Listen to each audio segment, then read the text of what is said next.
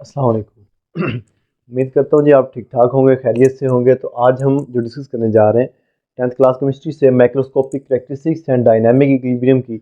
हमने इक्विलिब्रियम की दो टाइप्स पढ़ी हैं पिछली वीडियो में। उसमें हमने स्टैटिक इक्विलिब्रियम और डायनामिक इक्विलिब्रियम दोनों पढ़ ली हमने। तो डायनामिक इक्विलिब्रियम की हमने डेफिनेशन वगैरह सारी चीज़ें कवर कर ली हैं, इसका बेसिक्स भी हम समझ चुके हैं। तो अब हम किसकी जानिब आगे, इसकी कैरेक्टरिस्टिक्स, इसकी खसूसियात की जानिब, किसकी, डायनामिक इक्विलिब्रियम की। एक ऐसा इक्विलिब्रियम जो मुतहर्रिक इक्विलिब्रियम है, स्टैटिक नहीं है, रुका हुआ नहीं है, बल्कि मुतहर्रिक है। तो आज जो हम शुरू करने जा रहे हैं इसकी खसूसियात है। इसकी खसूसियात में जो पहली खसूसियत है वो है इक्विलिब्रियम स्टेट जो है सिर्फ और सिर्फ बंद सिस्टम में ही हासिल की जा सकती है। कौन सी? Dynamic equilibrium state.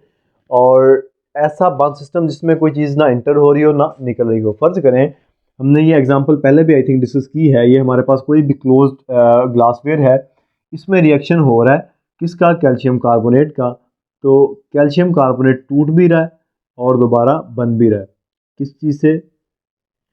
आप देखें, CaO यहाँ पर है, कैल्शियम ऑक्साइड है।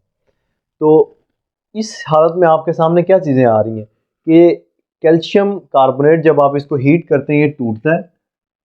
हीट करने से टूट के क्या बनता है? कार्बन डाइऑक्साइड और कैल्शियम ऑक्साइड। इसको हमने किया हीट, तो ये टूट के क्या दे रहा है आपको? ये दो ऊपर वाली रिएक्टेंट्स।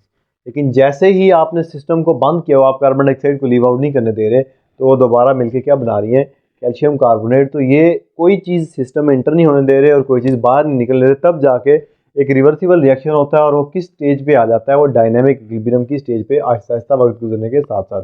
ये पहली प्रॉपर्टी है, कोई चीज़ आप इंटर नहीं होने दे रहे, कोई निकलने भी नहीं दे रहे। दूसरा पॉइंट है N equilibrium state. In an equilibrium state reaction does not stop. यहाँ पर आप शुरू में लिख लेंगे at equilibrium state the reaction does not stop. यहाँ पर दाग लफ्ज़ लिख लेंगे THE।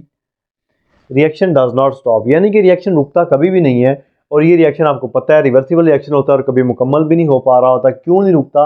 कंडीशन आपके सामने है, रिएक्शन कभी भी नहीं रुकता। फॉरवर्ड और रिवर्स रिएक्शन होते रहते हैं सेम रेट पर, लेकिन अपोजिट डायरेक्शन में। यानी कि rate of forward reaction is equal to होता है किसके? रेट ऑफ रिवर्स रिएक्शन के। तो ये जो कंडीशन है ये यहाँ पर मेंटेन हो जाती है after few moments, after few time. कैसे? ये टूट के क्या बना रहा है? Reactors, calcium carbonate, carbon dioxide और कैल्शियम ऑक्साइड, वो दोबारा मिलके क्या बना रही है? क्योंकि आप सिस्टम से कोई चीज़ निकल नहीं दे रहे हो, इंटर नहीं होने दे रहे, तो रिएक्शन हो रहे हैं कौन कौन से?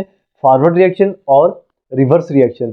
किस तरह हो रहे हैं? दोनों अपोजिट साइड की जानिब बढ़ रहे हैं। यानी कि रिवर्स फॉरवर्ड रिएक्शन नीचे से ऊपर की जानिब इस केस में, और दूसरा ऊपर से नीचे की जानिब। तो ये मैंने एक इक्वेशन बनाई है, उसकी बात करो, ऊपर से नीचे, वैसे ऐसा कोई केस नहीं है।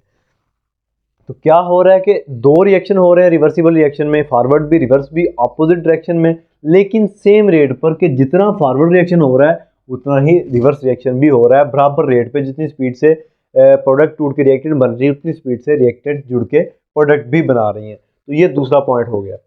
इसके साथ जो तीसरा पॉइंट है equilibrium state, the amount of product and reactants, यानी कि कंसंट्रेशन जो है डू नॉट चेंज।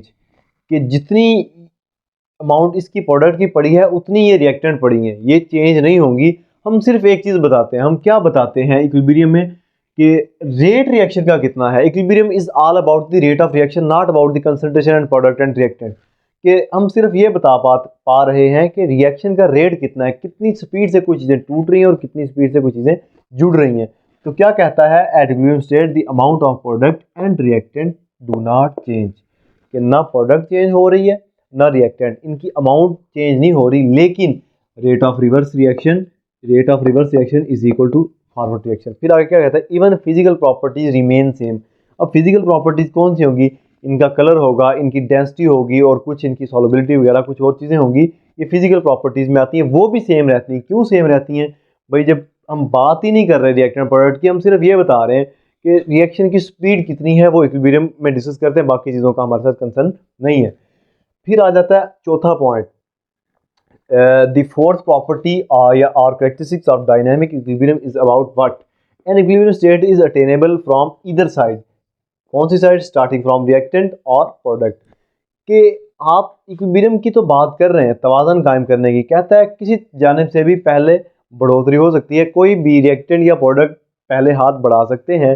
किस केस में? इक्विलिब्रियम मेंटेन करने में। एन मुमकिन है ये वाली चीज़ टूट के इसको स्टेबल कर रही हो, एन मुमकिन है ये वाली चीज़ें पड़ी हों, ये जुड़ के इसको स्टेबलाइज कर रही हो, तादाद बराबर कर रही हो इसकी, कि दोनों तरफ से आप रिएक्शन जो है इक्विलिब्रियम का पॉसिबल है। कैसे? ये रिएक्टेंट मिलके प्रोडक्ट बनाए, पहले ये इस चीज़ को स्टेबल कर दें, या प्रोडक्ट टूट के रिएक्टेंट बना दे तो ये उस चीज़ को जाके अपनी तादाद के बराबर कर ले। एन मुमकिन है, दोनों साइड से रिएक्शन हो सकता है। फिर उसने बात की at an equilibrium state can be disturbed and again achieved under given reaction condition. हाँ जी, यहाँ पर जो उसने बात की कि आप इक्विलिब्रियम को डिस्टर्ब कर सकते हैं। कैसे? मैं थोड़ी देर के लिए सुराख करता हूँ, जिसे मैं कंटिन्यूसली हीट किए जा रहा हूँ, कार्बन डाइऑक्साइड निकलेगी होल से, मैं थोड़ी देर बाद इस इक्विलिब्रियम को दोबारा मेंटेन करना चाहिए। जैसे ही ये मैं सुराख करता हूँ तो ये रिएक्शन सिर्फ और सिर्फ एक जानिब बढ़ेगा, लेकिन जैसे ही मैं सुराख बंद करता हूँ, जब मैंने सुराख किया तो इक्विलिब्रियम डिस्टर्ब हो गया था, लेकिन जैसे ही मैंने सुराख बंद किया दोबारा तो रिएक्शन अपनी असली हालत में आ गया। और क्या हुआ, मैंने डिस्टर्ब करके दोबारा अचीव कर लिया अंडर रिएक्शन कंडीशन। उसी टेम्परेचर उसी प्रेशर पर अगर मैं दोबारा आऊँगा तो ये रिएक्शन रिकवर हो पाएगा, तो ही ये इक्विलिब्रियम मेंटेन हो पाएगा, अदरवाइज़ नहीं। रिएक्शन कंडीशन कौन सी हैं? स्टैंडर्ड टेम्परेचर दे रहे होंगे, कोई ख़ास प्रेशर होगा, और साथ साथ कंसनट्रेशन भी हम खास रखेंगे प्रोडक्ट की, इतनी मिकदार प्रोडक्ट की है उतनी रिएक्टेंट की, उसके साथ हमारा ऐसा कोई कंसर्न नहीं होता, वो हमने स्टैंडर्ड रखी होती है पहले। इक्विलिब्रियम, एक बात आप अच्छी तरह रिवाइज, रिमाइंड और जहन में बिठा लें कि equilibrium is all about the rate of reaction, कि रिएक्शन की स्पीड कितनी है, नॉट अबाउट द कंसनट्रेशन। वो तो स्टैंडर्ड आपने रख ली हैं पहले कांस्टेंट करके, उनकी बात इस केस में नहीं हो रही। तो ये थी 5 properties, 5 characteristics of dynamic equilibrium. तक के लिए इतना ही। ओके, अल्लाह हाफ़िज़।